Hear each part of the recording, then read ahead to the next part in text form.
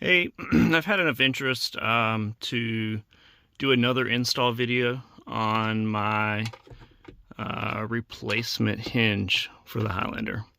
And you can see that it fully opens midway, fully closed like normal, fully open, midway. Now the difference in my printed hinge and the OEM is that it's going to open quick. You see that? The OEM hinge opens slow, and that was nice and luxurious, but if it's broken, then it doesn't really matter how slow it opens. So yeah, so here we go. So basically we need to clear the piece in here. It needs to get outside of this bezel. It's a tight fit. So you place your hand, your thumb here. We're going to push left, and we're going to push left with some force until this piece clears the bezel. You can kind of see how much room's needed. Now this one's already been replaced because this is the reason I made these. Your OEM will have a similar looking part with a spring. You're going to take the spring off. You're going to take the OEM piece out. You're going to take mine, and you're going to insert it. It only goes in one way. And I'm going to switch to another clip that shows you the holes that you're trying to aim for, and then install.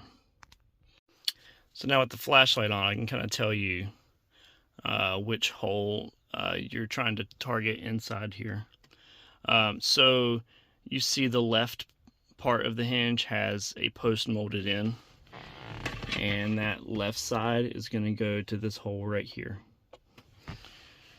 And then if you look at the tray over here, what I tell people is you want to install this at an angle like it was open. So maybe that's at a 45. So in the process of installing this, you want this tab pointed up, meaning this ramp is going to help you install it, and you need this vertical so that it aligns with this slot here. You see that? So the ramp will be pointed up. It'll be in the same orientation so it can fall in. You can also see this swing arm with a pin. This rides in this track, and that's what controls your half open, half closed, whatever you're going to call it. Fully closed, this is what keeps it up and down. One thing to note with these, this inner piece swivels from the outer.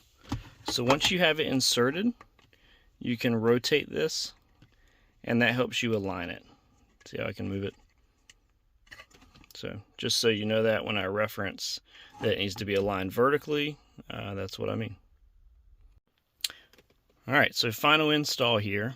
We have our post on the left side. We're going to insert that first. Then we have this oriented vertically in the angle we're going to be when we're installing it, so that it lines up with that slot I showed earlier. Let's see if I can do this one-handed. So we have the left post in the post hole. You can see how much we clear here. Just like we removed it, we're going to grab here. We're going to push left. Sometimes it helps to swing it towards you to help it clear. So we're past the bezel now, but it's not in place. So we're going to hold left. There we go. And it just went in. So now it's installed.